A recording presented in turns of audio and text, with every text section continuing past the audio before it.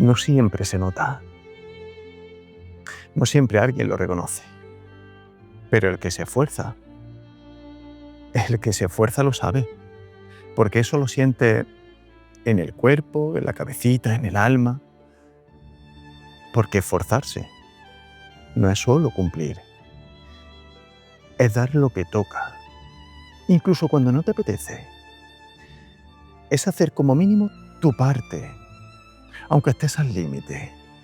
Es seguir dando y dando, aunque el día se ponga cuesta arriba. Y ahí está el mérito. Ahí está el mérito, en hacerlo bien, incluso cuando podrías hacer menos. En no bajar el listón, en responder con compromiso, aunque estés cansado.